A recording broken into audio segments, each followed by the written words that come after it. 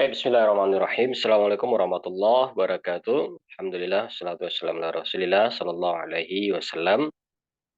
Baik, alhamdulillah bersyukur pada Allah Subhanahu wa taala pada sore ini bisa kita berjumpa di majelis ilmu kajian fikih online yang mana kita membaca kitab fikih Al-Muyassar dan alhamdulillah kita sudah sampai di Kitabus Shalah ya. Itu bab yang berkaitan dengan salat. Baik, dan insyaallah pada sore ini kita akan membahas satu tema dari fikih sholat, ya, pengantar ya, sebelum masuk ke tentang syarat sholat, insyaallah pertemuan berikutnya kita akan bahas tentang syarat sholat, ya, baik syarat wajib dan syarat sah. Nah, sebelum itu kita akan mengenal ada namanya di dalam fikih sholat itu para ulama membuat satu bab namanya adabul masyi ila sholah. Adabul masyi ila sholah.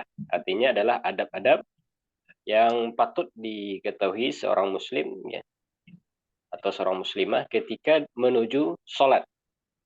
Ya. Dan terkhusus di sini maksudnya ketika menuju masjid ya. Adab menuju sholat atau adab menuju ke masjid. Nah, di sini ada sekitar 10 lebih dan terkurang ya. Adabul masyi ila sholah, insyaallah kita akan baca. Ya, kalau ada waktu nanti bisa kita tambah dengan adab-adab yang lainnya. Baik, insyaallah, beberapa menit ke depan kita akan baca ini, ada belum masyilah sholat, dan kalau ada pertanyaan nanti bisa kita buka sesi tanya jawab di, sesi terakhir insyaallah. Baik, adab yang pertama, menuju sholat, ada belum masyilah sholat adalah, ya satrul aurati wa akhdhuz zinah. Nah, ini disebutkan oleh para ulama, satrul aurah wa akhdhuz zinah. Artinya menutup aurat dan memakai pakaian yang indah, yang baik.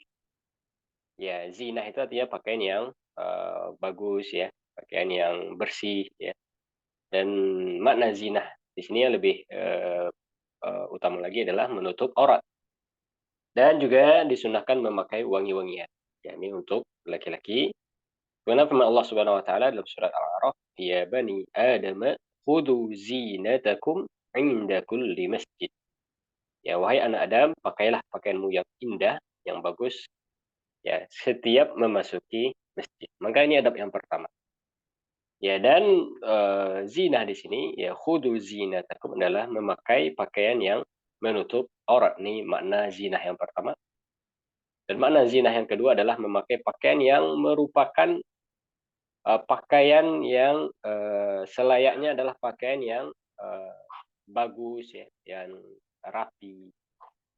Dan juga di antara makna zina adalah memakai pakaian yang itu adalah ciri khas, eee, pakaian yang kita gunakan ya di dalam sholat. Ya, maka itu dikembalikan kepada huruf ya dan adat setempat. Ya, misalnya kalau di Arab di antara huruf mereka pakaian sholat adalah memakai jubah misalnya, memakai sorban. Ya, kalau di kita Indonesia mungkin di antara hurufnya memakai sarung ya, memakai baju koko ya atau baju batik dan yang sejenisnya. Maka seperti ini ini masuk pada makna zina. Dan ini eh, sangat disunnahkan seseorang ketika menuju rumah Allah untuk sholat, itu memakai pakaian yang menjadi ciri khas seorang muslim. Menjadi ciri khas seorang muslim. Maka dimakruhkan seseorang ke rumah Allah misalnya memakai pakaian uh, yang tidak menutup aurat. Nah, maka kita dapati di sebagian orang awam misalnya ketika sholat dia memakai baju kaos oblong misalnya. Ya, sehingga dengan itu di sebagian gerakan sholatnya nampak auratnya. Misalnya ketika mau ruku, mau sujud. Nah, makanya seperti ini berarti dia tidak mengambil zina di dalam sholatnya, maka ini kalau sampai menampakkan aurat, maka itu batal sholat. Tidak boleh ya. Ya, maka harus diperhatikan seseorang ketika menuju rumah Allah Subhanahu wa taala ya melihat pakaian yang digunakan. Tapi ini yang pertama, adab yang pertama. Adab yang kedua adalah at-taharatu fil bait. At-taharatu fil bait. Ya, ini bagus juga kita perhatikan bagaimana di antara adab menuju sholat yang kedua adalah ya bersuci dari rumah, bersuci dari rumah. Artinya berwuduk dari rumah. Maka wuduk di rumah lebih utama daripada wuduk di masjid. Ini hukum asalnya. Soalnya dalam Sahih Muslim dari sahabat Abu Hurairah, Nabi Shallallahu Alaihi Wasallam bersabda, ya man tatahhara fi baitihi, thumma masya ila baitin min buyutillah, liyaqdiya fariidatan min faraidillah, kanat khutuwatuhu ihdahuma tahuttu khati'ah wal ukhra tarfa'u darajah. Ya, siapa yang bersuci di rumahnya, kemudian dia berjalan menuju rumah Allah, menunaikan kewajiban yang Allah wajibkan, maka langkah kakinya, satu langkahnya menghapus satu dosa, dan langkah yang lain meninggikan satu derajat. Ini diantara keutamaan ya, seseorang melangkah ke rumah Allah. Ya, dan syaratnya adalah bersuci dulu dari rumahnya. Nah, maka ini bisa kita jadikan sebagai bahan perhatian ketika kita mau menuju ke rumah Allah, maka afdolnya kita berwuduk dulu dari rumah. Di antara sebabnya juga dalam hadis lain disebutkan fa inna ahadakum idza kana ya'midu ila sholati fa huwa fi shalah. Seorang di antara kalian ketika dia sengaja berniat menuju salat maka dia sedang dalam salat. Artinya hakikatnya dia sedang dalam salat, ya. Pahala salatnya sedang berjalan. Maksudnya ketika kita berjalan ke masjid untuk menunaikan salat, maka pahala salat sudah berjalan. Makanya disunahkan kita untuk berwudu di rumah. Ya, ini sunnah ya atau adab yang kedua setelah memakai pakaian yang indah adalah bersuci dari rumah lalu kita berjalan menuju rumah Allah Subhanahu wa taala. Dan juga dari hadis ini sebagian ulama mengambil faedah bahwasanya eh, afdolnya ketika kita menuju rumah Allah itu memang berjalan. Artinya kalau kita bisa berjalan, jadi melangkahkan kaki itu lebih baik. Ya, artinya daripada naik kendaraan. Ya, karena hitungan langkah itu tentu itu lebih baik. Ya. Dan dari sini juga ulama mengatakan semakin jauh rumah dari masjid, lalu dia berjalan ke rumah Allah, maka itu semakin banyak pahalanya. Ya, maka semakin banyak langkah, semakin baik. Berarti semakin jauh dari rumah, dari masjid, lalu dia tetap ke rumah Allah dengan melangkahkan kakinya, maka semakin banyak pahala yang dia dapatkan. Karena satu langkah dihitung satu kebaikan, satu langkah lagi menghilangkan satu dosa. Baik. Ada berikutnya yang berkaitan dengan menuju salat adalah al-masyu ilal masjid ya bi sakinatin wa waqarin. Ya, berjalan ya menuju rumah Allah dengan tenang, dengan penuh wibawa, ya, dengan pelan dan dimakruhkan tergesa-gesa berjalan cepat. Ya, ini sebenarnya dalam Sahih Muslim dari sahabat Abu Hurairah radhiyallahu taala anhu dari Nabi sallallahu alaihi wasallam bersabda, Ya Nabi. "Idza sami'tumul iqamah," apabila kalian mendengar iqamah, ya, "famshu ila sholati," maka berjalanlah dengan tenang menuju salat. Ya, wa alaikum bisakinati wal waqar. Dan tetaplah kalian berjalan dengan tenang, ya, sakinah dengan tenang, wal waqar ya, penuh wibawa, artinya dengan pelan. Wala tusri'u, janganlah kalian tergesa-gesa, jangan terburu-buru. Fama adraktum fasallu. Maka apa yang kalian dapati dari gerakan imam, maka salatlah, ikutilah. Wa ma fatakum fa'atimmu. Dan apa yang luput, yang tertinggal, maka sempurnakanlah nanti setelah salat. Nah, maka dari sini diambil kesimpulan bahwasanya dimakruhkan seseorang misalnya ketika dia telat ya, sudah iqamat misalnya dia terburu-buru, bahkan dia mungkin berlari menuju rumah Allah. Ya, dan juga didapati sebagian misalnya ketika dia ingin mengejar supaya tidak masbuk, maka belum dia berdiri sempurna dia sudah takbiratul ihram, dia sudah apa namanya, sudah takbir dan berusaha mengikuti imam, padahal dia belum berdiri dengan sempurna. Maka yang seperti ini dilarang. Ya, maka kata Nabi apa? Kalau kalian mendengar iqamat, maka tetap dengan kondisi yang tenang, tidak terburu-buru. Mana yang dapat dari imam kita ikuti, mana yang tertinggal maka cukup disempurnakan setelah salat.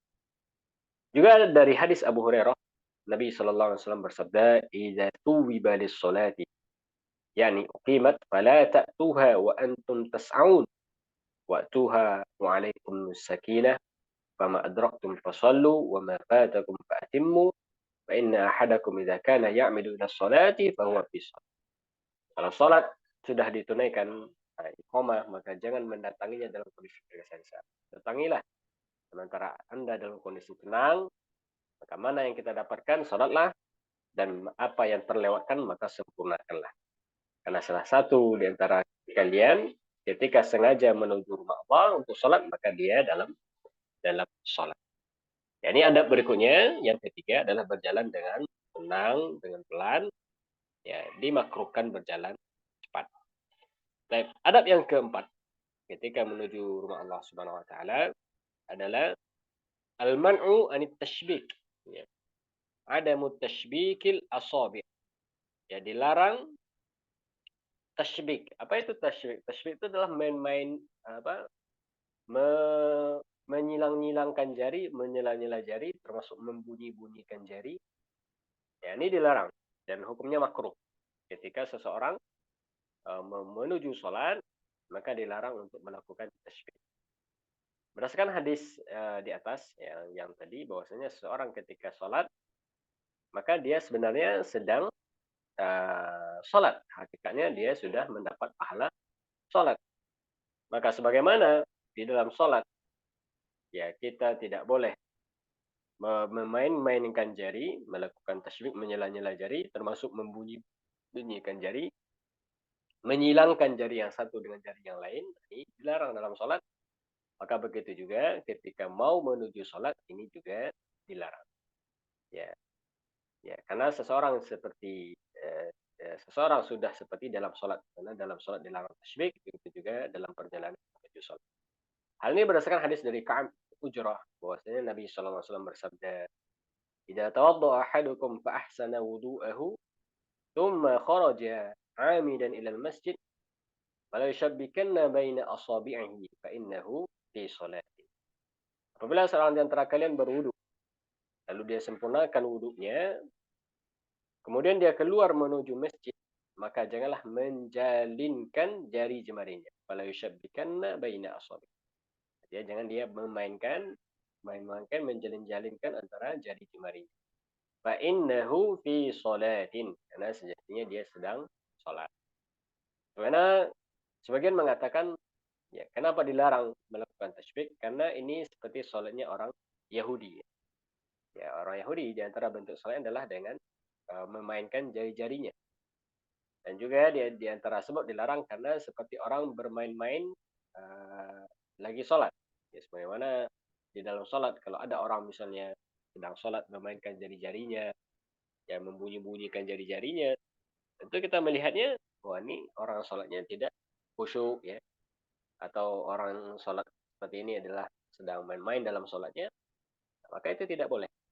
Dan kalau di dalam sholat ini tentu haram, ya dilarang, ya. Kalau sampai dia melakukan tasbih yang banyak dalam sholat, ini bisa membatalkan sholatnya. Ya, karena berarti dia melakukan gerakan yang banyak, ya, di luar gerakan sholat. Ya. Sedangkan sebelum sholat, ya, artinya dia di perjalanan menuju sholat lalu dia melakukan tasbih, ini hukumnya makruh saja. Ya, artinya dia tidak sampai membatalkan wudhu. Ya, karena ada juga sebagian memahami berarti kalau ada orang setelah wudhu lalu dia tasbih berarti batal wudhunya. Maka jawabannya tidak sampai batal, dia dimakruhkan saja. Ya, sampai kapan kita dilarang melakukan tasbih? Sampai selesai sholat. Artinya kalau sudah selesai sholat maka tentu tidak ada lagi larangan. Ya, berarti dilarang tasbih itu sejak kapan? Sejak kita berwudu, ya, dari rumah misalnya sampai kita selesai melaksanakan sholat, ya maka dilarang untuk melakukan tasbih. Baik, ada berikutnya yang kelima adalah berdoa, ad-du'a'u inda al-masyi ila shalah. Ya, berdoa ketika di jalan menuju masjid. Ya, maka di antara tempat yang mustajab ya ketika kita berdoa adalah ketika kita mau menuju rumah Allah. Ya, maka ini adalah waktu yang patut kita jadikan waktu terbaik untuk membaca doa ya. Ya, termasuk waktu terbaik untuk beristighfar. Dan di antara doa yang diajarkan Nabi Muhammad SAW, ya ini doa ini bagus kita hafal ya, doa menuju masjid. Yaitu doa yang biasa dibaca Nabi Muhammad SAW, Allahumma ja'al fi qalbi nura, wa fi basari nura, wa fi sam'i nura, wa an yamini nura, wa an yasari nura, wa fawqi nura, wa tahti nura, wa amami nura, wa khalfi nura, waj'al li nura. Ya, ini kita hafal ya. Ya, dan kita baca ini di perjalanan menuju masjid. Allahumma ja'al fi qalbi nura, fi sam'i nura, fi basari nura, wa an yamini nura, wa an yasari nura, wa min fawqi nura, wa min tahti nura, wa amami nura, wa khalfi nura, Allahumma ja'al li nura. Ya, ya Allah jadikanlah di hatiku ada cahaya. Di penglihatanku cahaya. Di pendengaranku cahaya. Dari kananku cahaya. Dari kiriku cahaya. Dari atas ada cahaya. Dari bawah ada cahaya. Dan dari depan ada cahaya. Dari belakang ada cahaya. Dan jadikanlah untukku cahaya. Masya Allah. Ini adalah doa yang biasa dibaca Nabi Muhammad SAW ketika menuju masjid. Yaitu doa minta cahaya. Doa minta cahaya. Kalau kita perhatikan, ya kenapa doa yang khusus ya, atau dibaca ketika menuju sholat, itu adalah doa yang semua permintaan kita adalah cahaya.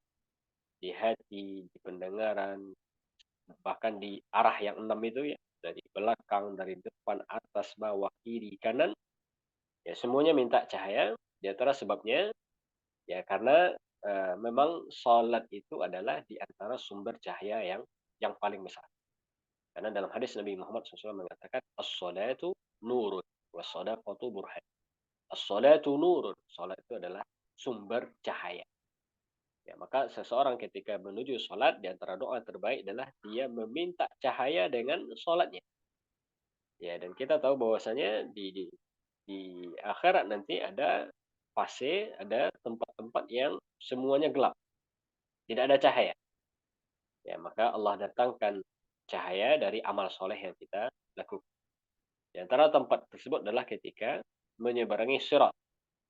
Ya, seorang menyeberangi siratul mustaqim, jembatan siratul mustaqim, ya, sebagai babak penentuan masuk surga atau masuk neraka, ya, maka gelap. Ya, Allah padamkan semua cahaya. Ya, dan seseorang menyeberangi jembatan itu dengan cahaya masing-masing. Maka di antara amalan yang bisa mendatangkan cahaya tersebut adalah dengan menjaga sholat wajib 5 waktu. Maka kata Nabi SAW, as-salatu nurun. Sholat adalah cahaya. Maka kita minta ketika menuju sholat cahaya dari semua arah itu, supaya nanti ketika menyeberangi sirat, memang kita bisa menyeberanginya dengan cahaya yang besar. Maka dalam hadis disebutkan ada seseorang nanti menyeberangi dengan cahaya sebesar gunung. Ya. Dan ada yang cahayanya sebesar pohon kurma, nakhlah. Dan ada yang cahayanya sebesar badan ya atau tinggi seseorang ketika berdiri. Lalu kata Nabi SAW, ya juga ada nanti ketika menyeberangi sirat cahayanya ya sebesar uh, ibu jarinya. Ya, berarti cahayanya sangat kecil ya. Ya, itu pun kadang mati, kadang hidup. Ya, maka bagaimana nanti di akhirat itu cahaya orang berbeda-beda, bermacam-macam, besar dan terangnya. Ya, maka kita minta di dalam sholat, di antara permintaannya adalah kita dijadikan sholat itu adalah sumber cahaya terbaik untuk jembatan Shirathul. Baik, ada berikutnya yang keenam, tidak masuk masjid dengan bau mulut atau bau badan, ya, yang ini bisa mengganggu orang sekitar. Ya, maka dalam Sahihain dari Bukhari dan Muslim dari Jabir bin Abdullah, Rasul sallallahu alaihi wasallam bersabda, "Man akala thawman aw basalan, man akala thuman aw basalan falya'tazilna aw liya'tazil masjidana wal yaq'ud fi bait." Ya. Siapa yang makan bawang putih atau bawang merah, maka hendaklah dia menjauh dari kami dan menjauh dari masjid kami. Dan hendaklah dia duduk di rumahnya saja. Ya, sebabnya adalah karena malaikat merasa terganggu dengan bau-bau itu ya. Bau yang tidak sedap yang bisa mengganggu orang juga. Ya. Maka sebagaimana orang di sekitar kita terganggu, maka malaikat pun merasa terganggu. Sebenarnya dalam Sahih Muslim dari Jabir bin Abdullah, Rasulullah SAW bersabda, "Man akal al-basal wal-thum wal-qurrat fala yaqrabanna masjidana fa innal malaikata tata'adza mimma yata'adza minhu banu Adam." Siapa yang makan bawang merah atau bawang putih atau bawang bakung, ya, maka janganlah dia mendekati masjid kami karena sesungguhnya malaikat merasa terganggu dari apa yang anak Adam terganggu darinya. Ya, maka disunahkan bersiwak setiap mau sholat. Satu hal yang kita catat di sini bahwasanya ya dalam hadis disebutkan bawang merah, bawang putih. Ya, padahal ini adalah sesuatu yang sudah menjadi apa namanya? Sesuatu yang konsumsi kita sehari-hari ya. Maka yang dimaksud dengan bawang merah, bawang putih adalah memakan bawang merah, bawang putih dengan mentah ya. Ya, ini maksudnya memakan bawang merah, bawang putih termasuk bawang bawang bombay ya, bawang bakung itu mentah-mentah. Ya. Karena ini adalah kebiasaan orang Arab ketika itu bahwasanya mereka memakan bawang itu memang secara mentah gitu. Sehingga dengan itu dia akan meninggalkan bau ya yang mengganggu orang yang sholat di samping. Dan juga ini adalah bukan maknanya pembatasan. Jadi kalau uh, makan bawang merah, bawang putih ini dilarang untuk menuju masjid, berarti makan yang lainnya yang meninggalkan bau itu boleh. Maka jawabannya segala sesuatu yang menyebabkan bau ya, mulut atau bau badan yang mengganggu orang sekitar, maka yang seperti ini dihindari. Ya, karena ilahnya, sebabnya kenapa Nabi SAW sangat menekankan jangan dia dekati rumah kami, jangan dia dekati masjid kami. Ya, di antara sebabnya karena dia mengganggu orang sekitar. Maka segala sesuatu yang menyebabkan orang di sekitar kita terganggu dengan bau, baik bau mulut, ya setelah makan makanan yang meninggalkan bau, termasuk juga bau badan. Ya misalnya pakaian yang penuh keringat, ya, atau pakaian yang baunya sudah tidak sedap. Ya, makanya seperti ini jangan dia masuk ke rumah Allah sampai dia yakin dia sudah meninggalkan bau-bau tersebut. Maka untuk makan bawang merah, bawang putih misalnya, caranya dia bersiwak dulu. Pastikan dia bersiwak sehingga dengan itu hilang baunya. Ya, kalau bau badan misalnya, ya atau pakaian, maka dia ganti pakaiannya. Ya, dengan pakaian yang baru, yang bersih, yang tidak ada baunya, atau dengan wangi-wangian parfum yang dia bawa. Makanya seperti ini adab yang harus kita perhatikan ketika menuju rumah Allah Subhanahu Wa Taala. Ya, tidak masuk masjid dengan bau mulut atau bau badan. Kalau kita lihat bagaimana penekanan dari Nabi Muhammad SAW, bahkan kata Nabi, wal yaqud fi baiti. Hendaklah dia duduk di rumahnya saja. Ini menunjukkan beratnya perkara ya masuk ke rumah Allah ya mengganggu orang sekitar kita dengan bau yang tidak sedap. Baik, yang ketujuh di antara adab menuju rumah Allah Subhanahu wa taala adalah membaca doa ketika masuk dan keluar masjid. Sebenarnya dalam hadis riwayat Abu Daud dari Nabi Muhammad SAW bersabda, "Idza dakhala ahadukumul masjid falyusallim 'ala Nabi sallallahu alaihi wasallam, tsumma liyaqul Allahumma iftah li abwaaba rahmatik." Apabila kalian masuk masjid, maka bersalamlah kepada Nabi Muhammad sallallahu alaihi wasallam Kemudian dia ucapkan Allahumma ftahli abwaba rahmat. Ini di antara doa yang kita baca masuk ke rumah Allah Subhanahu wa taala. Allahumma ftahli abwaba rahmat. Ya Allah, bukakanlah untukku pintu-pintu rahmat. Ketika dia keluar, wa idza kharaja falyaqul Allahumma inni as'aluka min fadlik. Ketika dia keluar, maka hendaklah dia mengucapkan, ya Allah, sesungguhnya aku meminta karunia darimu. Allahumma inni as'aluka min. Kalau masuk kita baca Allahumma ftahli abwaaba rahmatik. Kalau keluar kita baca Allahumma inni as'aluka min fadlik. Dalam riwayat lain disebutkan idza kharaja falyusallim ala nabi sallallahu alaihi wasallam wal yaqul Allahumma ajirni minasyaitonir rajim. Jadi ada dua versi riwayat untuk doa keluar dari masjid. Bisa yang pertama Allahumma inni as'aluka min fadlik atau yang kedua Allahumma ajirni minasyaitonir rajim. Ya, maka ini kita biasakan dan kita terapkan ya, dan ini butuh kepada pembiasaan. Karena sering kali kita masuk ke rumah Allah tapi kita lupa membaca doa ini ya, karena tidak dibiasakan. Padahal kita hafal.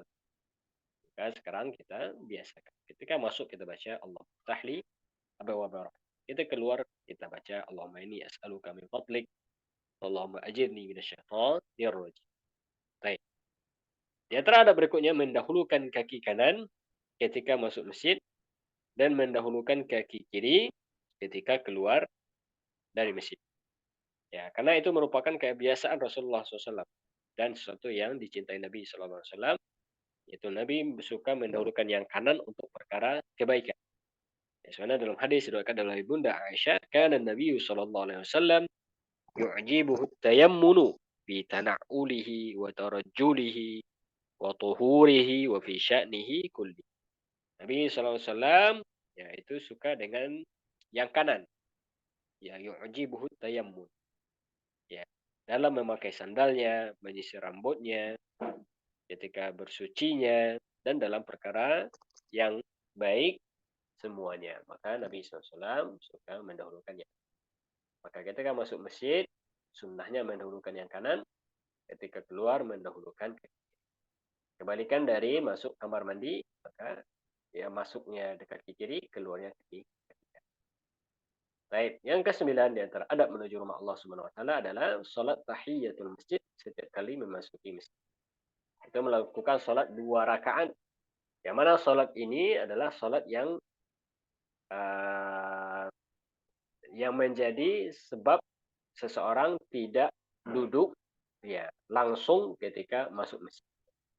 Artinya salat ini adalah salat yang kita gunakan, yang kita lakukan supaya seseorang tidak langsung duduk ya ketika masuk masjid.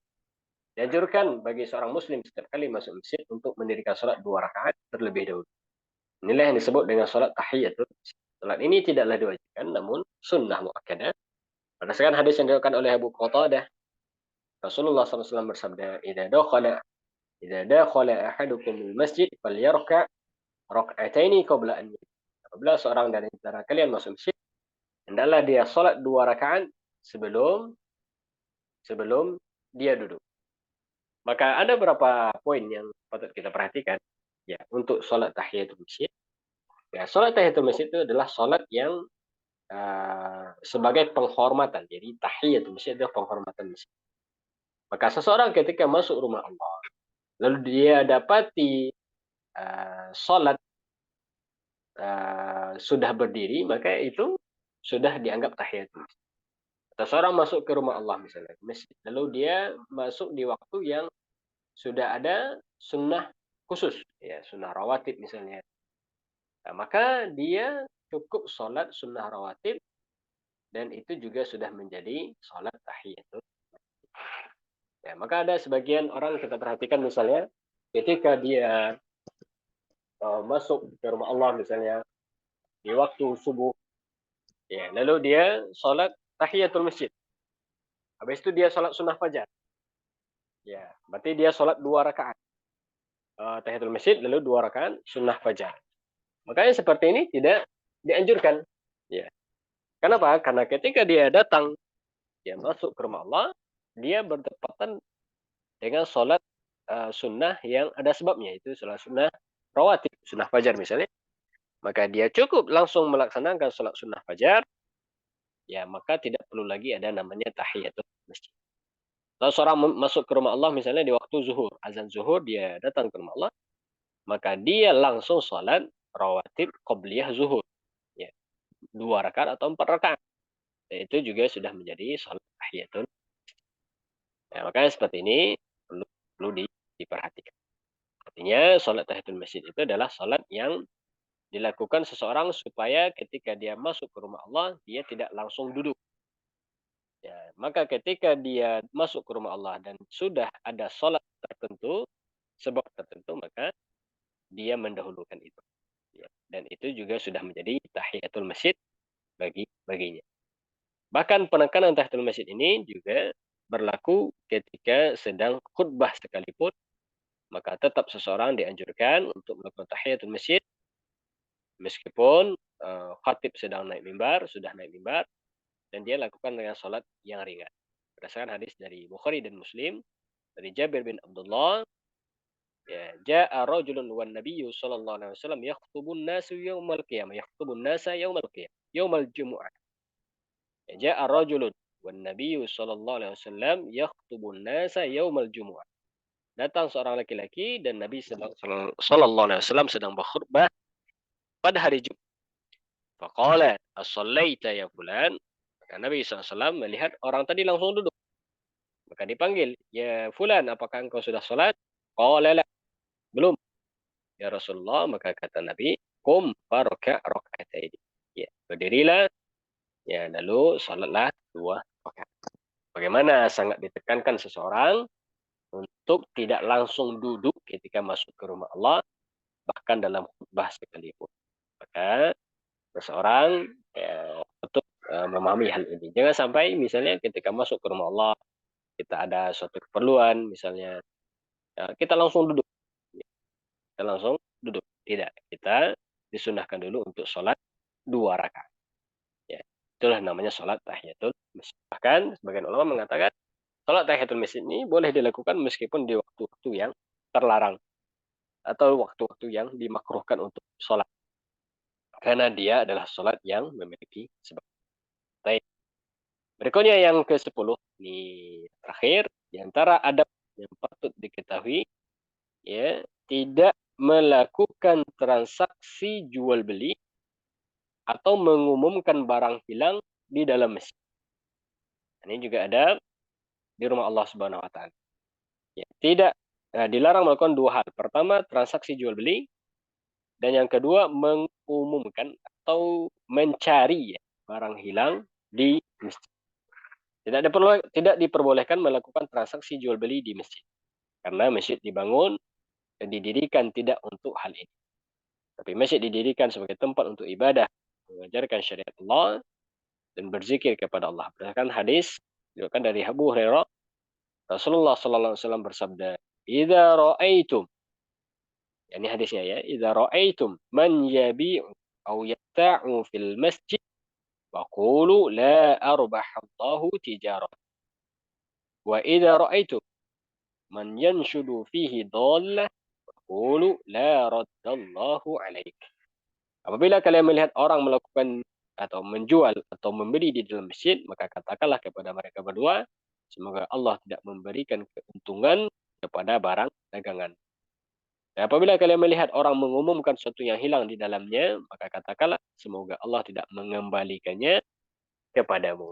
Ya, maka diperhatikan tidak boleh melakukan jual beli.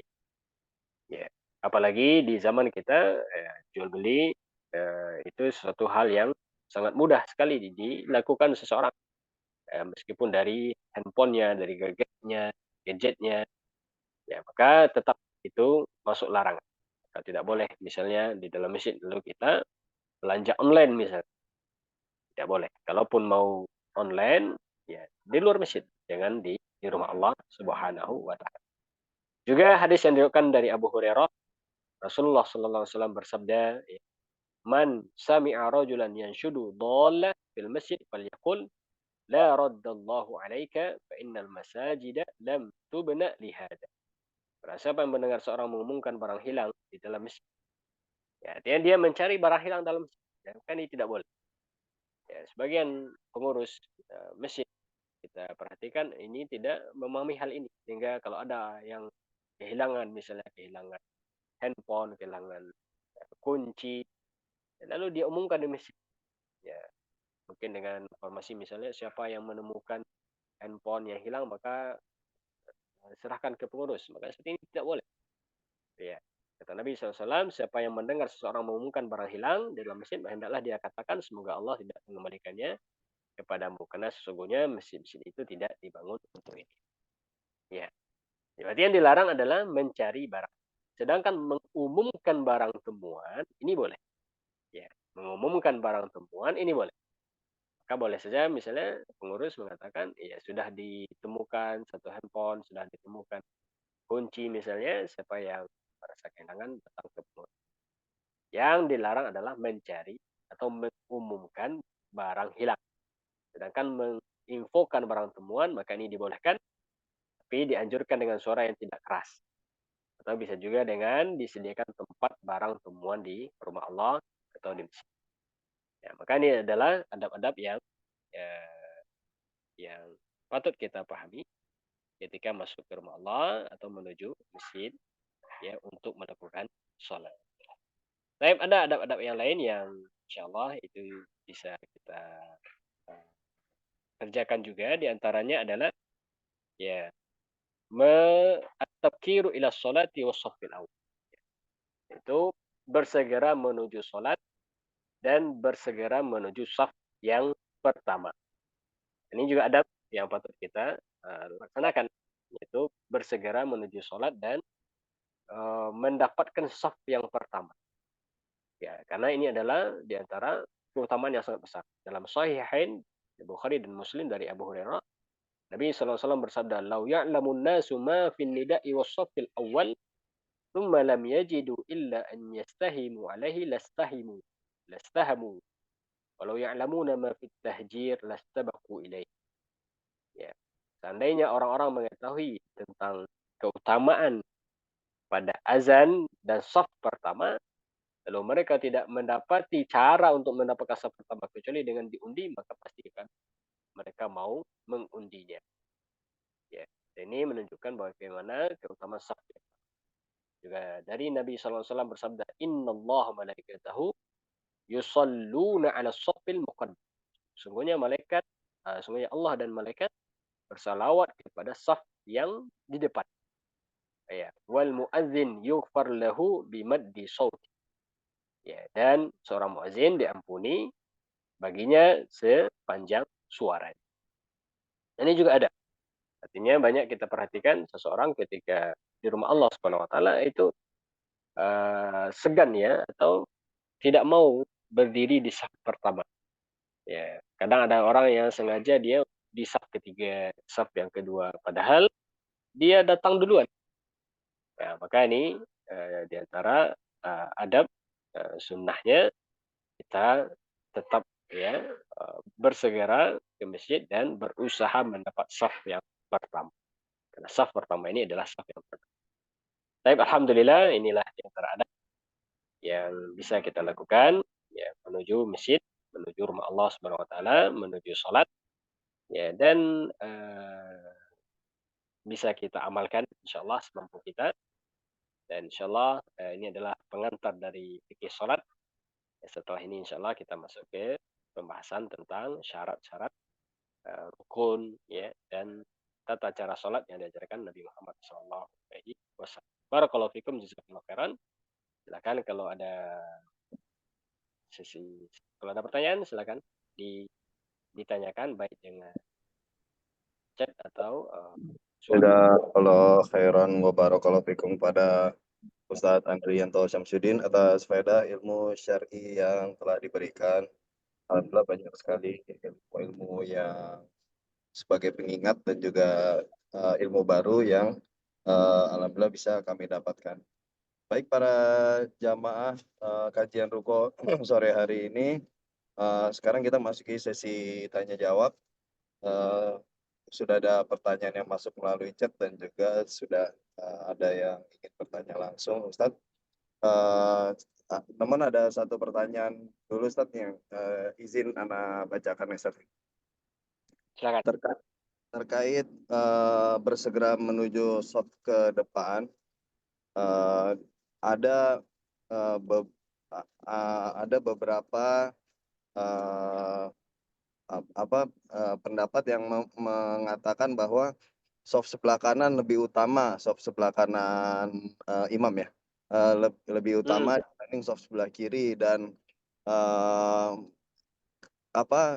kalau lebih dekat kepada imam itu juga lebih utama dibanding lebih jauh daripada imam, walaupun sama-sama soft pertama. Mohon pencerahannya Ustadz. Barakallahu fiik. Iya, barakallahu fiik. Iya, betul. Jadi soft yang paling utama itu adalah soft yang pertama. Jadi secara urutan dia soft pertama itu udah dianggap soft yang terbaik. Lalu di soft pertama tadi, maka yang sebelah kanan juga lebih baik daripada yang sebelah kiri. Ya, maka kita lihat di sebagian kondisi orang berebut bagaimana bisa mendapatkan soft kanan. Dalam artian apa? Kalau kita masih bisa mendapat yang kanan, maka usahakannya. Ya, tapi bukan berarti semua di kanan sehingga tidak ada yang di kiri. Ya, maka ini berarti urutannya soft pertama soft yang terbaik, lalu soft setelahnya adalah soft yang kanannya, dan yang terdekat dengan imamnya ini yang berikutnya. Ya, maka di antara tempat terbaik adalah seseorang berdiri di belakang imam.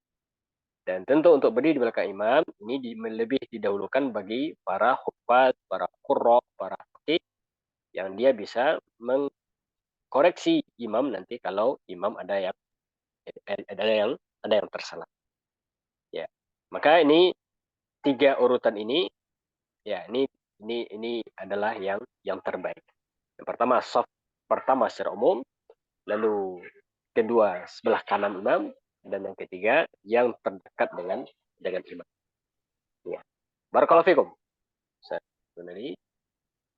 Alhamdulillah, jazakumullah khairan Ustadz atas jawabannya. Kemudian ada pertanyaan yang masuk melalui chat. Izin Anda bacakan dari Bapak Adio. Assalamualaikum Ustadz, jazakallah khair atas materinya. Mau bertanya terkait poin 10, dilarang transaksi jual beli. Bagaimana dengan case berikut? Apakah adanya yayasan yang datang ke masjid untuk mengumpulkan donasi, nominal tertentu akan dapat cenderamata barang dari yayasan? Itu diperbolehkan atau tidak? Yang kedua, panitia masjid yang rapat di dalam masjid menyusun RAB, rencana anggaran biaya sebuah agenda, katakanlah untuk pelaksanaan Idul Adha. Apakah itu termasuk dari yang transaksi jual beli yang terlarang? Barakallahu fikum Ustaz. Baik. Ya, tentu kita tahu apa haddul bai'. Jadi yang dilarang ini adalah memang transaksi jual beli. Transaksi jual beli adalah transaksi yang dilakukan oleh dua arah, yang satu penjual, yang satu pembeli, kan gitu yang jual beli. Maka segala sesuatu yang bentuknya seperti ini dilarang. Ya, selain ini maka tidak dilarang. Misalnya donasi. Donasi bukan jual beli. Ya, ketika ada yayasan yang datang ke masjid untuk mengumpulkan donasi, dan jika donasi dengan nominal tertentu akan dapat cenderamata atau barang dari yayasan. Ya, maka Allah alam ini apakah dia termasuk jual beli? Rasanya tidak. Karena tidak ada tertentu. Ya, kalaupun itu adalah sebagai cenderamata itu bukan jual beli. Itu berarti masuk ke bab hadiah misalnya. Ya, sedekah misalnya. Maka ini tidak terlarang. Kemudian juga penyusunan RAB, rencana anggaran biaya sebuah agenda, maka tidak ada jual beli di sini. Tidak ada jual beli di sini. Tapi misalnya ketika kita menyusun Idul Adha untuk kurban misalnya, lalu kita panggil misalnya orang yang punya hewan ke rumah Allah, lalu di situ kita kita melakukan akad, ya akad perjanjian jual beli, ini dilarang. Tapi kalau hanya sekedar penyusunan rencana anggaran biaya, maka ya seperti ini tidak dilarang insya Allah. Jadi yang kata kuncinya adalah memang kita melakukan transaksi jual beli langsung atau tidak langsung, ya dilakukan di dalam rumah Allah Subhanahu wa taala. Termasuk di dalam hal ini juga ulama mengatakan meskipun dia tidak sampai ke tahap jual beli, tapi dia melihat barang-barang yang akan dibeli atau melakukan penawaran-penawaran, nah ini juga sudah termasuk larang. Ya, ada orang misalnya datang ke masjid lalu dia bilang ke temannya, ya saya punya barang nih, nanti kamu ke rumah ya lihat-lihat ya. Kalau kamu suka nanti bisa kamu beli. Maka sebenarnya ini sudah termasuk muqaddimah jual beli. Nah, maka ini juga sebaiknya ditinggalkan. Maksud misalnya ada sebagian orang kita lihat di masjid lalu dia buka marketplace misalnya, dia melihat-lihat barang. Dia belum membeli, tapi dia melihat-lihat barang saja. Nanti saya beli, kalau saya suka saya beli nanti kalau sudah di luar. Ya, maka ini muqaddimah jual beli ya seperti ini. Sebagian juga ulama memakruhkan ya kalaupun tak sampai ke tahap larangan jual beli, tapi sebaiknya jangan di rumah Allah. Karena di antara ilatnya tadi apa? Masjid bukan dibangun untuk hal tersebut. Baik. Allahu alam, Pak Dio ya. Ini berkaitan dengan pertanyaan yang sangat bagus sekali. Intinya selagi belum sampai ke tahap jual beli, ya, atau muqaddimah jual beli, maka seperti ini tidak dilarang insyaallah. Taat. Ustaz, Baik. kalau fikum atas jawabannya. Hal ini sering terjadi di kalau pas sholat Jumat, Ustaz. Banyak yang tiba-tiba buka lapak seperti itu. Ya, ini juga di antara hal yang patut dijauhi ya. Ya, meskipun mungkin dia menganggap itu di luar masjid, tapi masih masuk lingkungan masjid, di teras misalnya. Nah, maka seperti ini masuk dilarang ya. Nah, maka ini tugas pengurus masjid. Kalaupun mau misalnya menyediakan lapak penjual, maka carilah tempat yang memang sudah tidak masuk ke kawasan masjid. Ya, mungkin di luar masjid, sekitar masjid. Tapi itu sudah tidak masuk ke lingkungan masjid. Apalagi di teras. Kalau di teras itu sudah pasti masuk lingkungan masjid. Ya, maka ini harus dihindari. Ya, karena masuk larangan jual beli di rumah Allah Subhanahu wa taala. Baik, alhamdulillah cukup jelas penjelasannya, Ustaz. Ana bacakan pertanyaan berikutnya, masih ada 3 pertanyaan lagi dari Pak Didit. Assalamualaikum warahmatullahi wabarakatuh. Assalamualaikum Ustaz. Izin bertanya terkait sholat qobliyah zuhur, afdol dikerjakan 4 rakaat langsung tanpa salam atau 2 rakaat 2 rakaat. Barakallahu fiik. Nah, afdolnya untuk sholat qobliyah itu 2 rakaat 2 rakaat. Jadi 2 rakaat salam, lalu 2 rakaat salam. Ini afdolnya. Meskipun untuk qobliyah zuhur karena dia disunahkan 4 ya, supaya menjadi 12 rakaat sehari semalam, maka ada versi yang lain adalah dengan 4 rakaat bisa langsung salam. 4 rakaat 1 salam. Ya, 4 rakaat langsung 1 salam. Tapi jangan sampai kita kerjakan seperti sholat zuhurnya ya.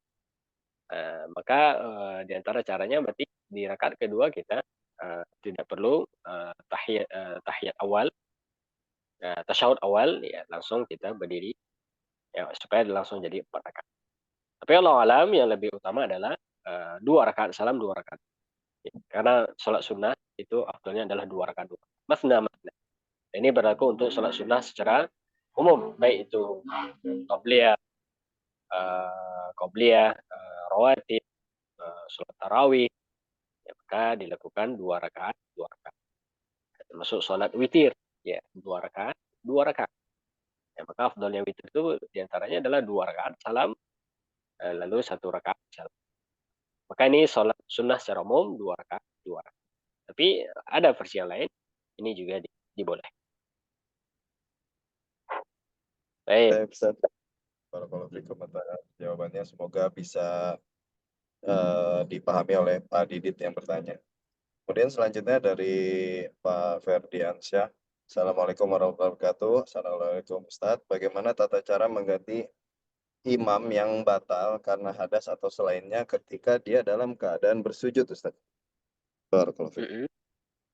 Nah, Mana tata cara mengganti imam yang batal karena hadas atau lainnya ketika dalam keadaan bersujud. Ya, ya ini bisa saja ya. Ada kondisi seseorang batal imam ya, imam batal dalam kondisi sedang bersujud. Maka ya dia minta ganti ke orang di belakangnya. Ya, dan ini bisa dilakukan. Berarti nanti yang di belakangnya salam, takbir, maka dia tetap di posisinya dulu. Tetap di posisinya dulu. Jadi caranya nanti imam yang batal sedang sujud, dia tepuk misalnya orang di belakangnya, makmum di belakangnya, lalu dia sampaikan saya batal. Maka yang diminta gantikan, dia takbir masih dalam posisinya, masih di posisinya, lalu dia duduk, itu pun masih di posisinya, sampai dia berdiri, baru dia maju ke depan, menempati posisi imam yang batal. Ya, sehingga dengan itu dia tidak, kan tidak mungkin juga ya, lagi sujud dia bergerak ke depan, kan berat juga, susah juga. Seperti itu. Ya, maka dia tetap di posisinya dahulu. Ya, kalau sudah memungkinkan untuk maju ke depan, lalu dia maju ke depan. Ya, sehingga dengan itu dia tetap sholat dengan keadaan yang baik. Allah alam, ya, semoga dipahami ya. Alhamdulillah, barakallahu fikum Ustaz. Semoga bisa dipahami oleh Pak Febriansyah. Jika belum dipahami, mungkin bisa langsung resen untuk berinteraksi langsung dengan Ustaz. Kemudian yang selanjutnya ada pertanyaan dari Pak Wahyu. Assalamualaikum warahmatullahi wabarakatuh. Semoga Allah Subhanahu wa taala berkahi Ustaz keluarga, begitu juga dengan panitia kajian dan kita semua yang hadir. Amin. Izin bertanya, jika melaksanakan sholat qobliyah dan ba'diyah, sholat fardu di rumah, kemudian pas datang di masjid hanya melaksanakan sholat tahiyatul masjid, apakah ini boleh dilakukan atau memang harus dilakukan di masjid, Ustaz? Oh, ini dia qobliyah di rumah. Nah, Lalu ketika masuk masjid, dia melakukan sholat tahiyatul masjid. masjid saja. Ya, maka dia antara uh, uh, tempat seseorang bisa mengulang sholat qobliyah itu adalah dengan cara seperti ini. Jadi di rumah dia qobliyah, nanti di masjid dia qobliyah juga. Jadi tetap sunnahnya qobliyah, karena sunnah qobliyah ini pahalanya jauh lebih besar daripada tahiyatul masjid. Maka sebagian ulama kita menyebutkan, bisa enggak seseorang melaksanakan sunnah fajar itu 2 kali? Bisa. Caranya apa? Dia sunnah fajar dulu di rumah sunnah fajar, nanti sampai ke masjid, dia sunnah fajar lagi. Jangan antum niatkan tahiyatul masjid, karena sunnah fajar jauh lebih besar pahalanya. Ya, maka tetap dia niatkan sunnah fajar. Jadi dia dapat 2 kali sunnah fajar. Di rumah satu, dan di masjid satu. Ya, maka termasuk qobliyah secara umum satu.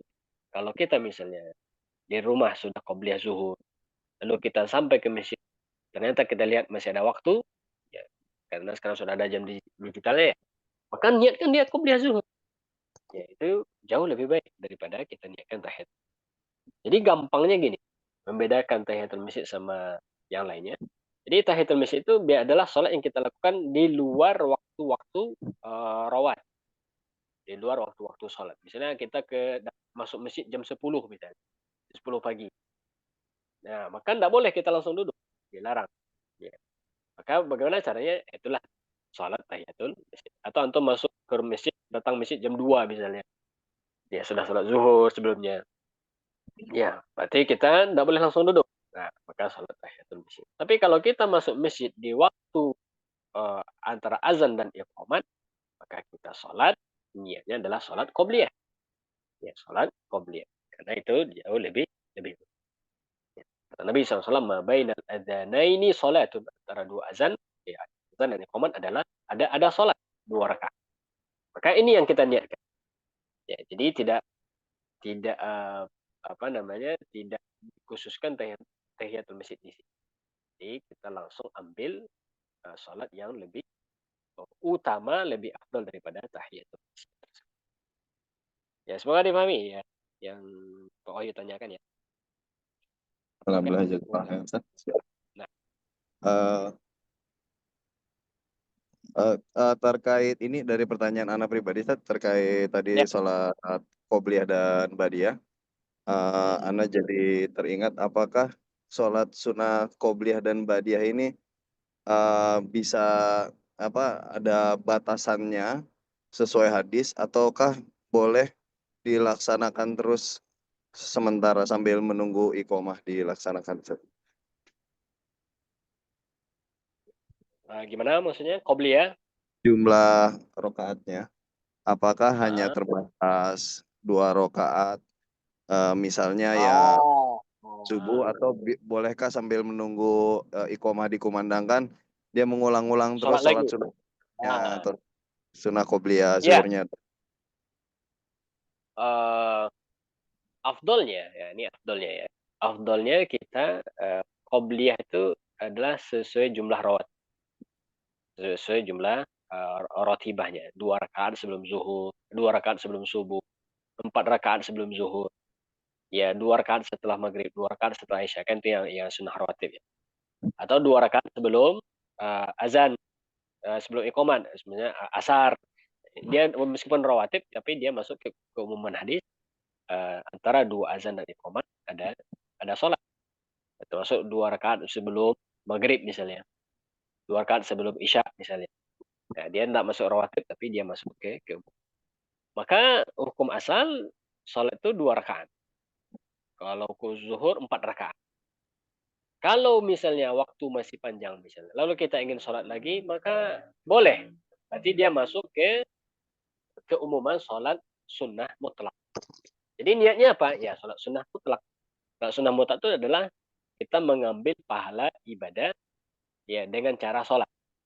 Ya, sebagaimana seorang misalnya dia tidak mau sholat karena sudah selesai sholat qobliyah tadi, dia isi harinya sambil menunggu iqamah, dia isi waktunya dengan zikir, dengan doa.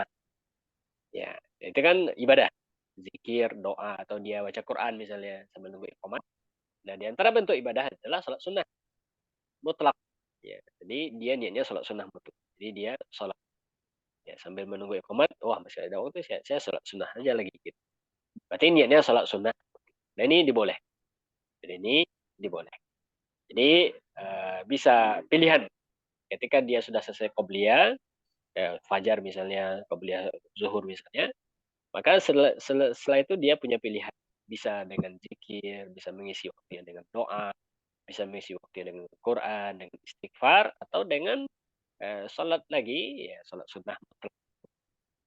Ya, dan itu dibolehkan selagi bukan di waktu-waktu yang terlarang ya. Karena waktu terlarang misalnya setelah asar sampai matahari tenggelam, ya. Ini waktu dimakruhkan. Atau setelah subuh sampai terbit matahari, ini waktu yang dimakruhkan. Baik, jadi dia secara hukum asal boleh ya masuk ke keumuman sholat sunnah mutlak, tapi kalau dia cukupkan dengan zikir, dengan doa, ini juga afdal. Ya, kalau kita lihat dari hadis-hadis yang datang, itu memang tidak ada yang yang tidak ada riwayat menyebutkan Nabi SAW selesai sholat sunnah fajar lalu beliau sholat lagi. Tidak. Allah alam ya. Tapi beliau isi dengan dengan itu tadi, dengan zikirnya, dengan doanya. Ya, itu tentu lebih baik. Itu tentu lebih lebih baik. Sehingga tidak menampakkan atau memunculkan kecurigaan juga dari orang-orang sekitar. Ini sholat apa lagi nih? Kok bisa 4 rakaat sholat sunnahnya gitu ya? Sunnah fajarnya kok ada 4, bahkan ada sampai 6 gitu ya. Makanya seperti ini bisa kita isi dengan amal yang lebih baik. Itu yang tadi dengan pikir, dengan doa, dengan Quran. Nah, Alhamdulillah cukup jelas, Ustaz. nah, Intinya pertanyaan sudah dijawab semua. Mungkin bisa kita tutup ya, Ustaz, ya, kajian oke. sore ini. Dalam Ya, baik. Alhamdulillah demikian kajian ruko 2 Pekanan pada sore hari ini. Kita ucapkan jazakumullah khairan barakallahu fikum kepada Ustadz Andri atas faedah ilmu syar'i yang telah diberikan. Dan semoga Allah menjaga dan menambah berkah ilmu Ustadz dan menjadi amal jariah berkesinambungan bagi Ustadz. Amin. Dan kepada para peserta yang telah berpartisipasi dalam kajian sore hari ini, kami ucapkan jazakumullah khairan barakallahu fikum. Semoga ilmu yang didapatkan mengangkat kejahilan kita dan dapat diamalkan dan menjadi pemberat timbangan kebaikan di hari perhitungan kelak. Kami dari panitia mohon maaf atas segala kekurangan dan khilafan. Kita tutup kajian sore hari ini dengan doa kafaratul majelis. Subhanakallahumma wa bihamdika asyhadu alla ilaha illa anta astaghfiruka wa atubu ilaik. Naguna dia Naila izin undur diri. Assalamualaikum warahmatullahi wabarakatuh. Waalaikumsalam warahmatullahi wabarakatuh. Assalamualaikum warahmatullahi wabarakatuh. Jazakumullah khairan. Jazakumullah.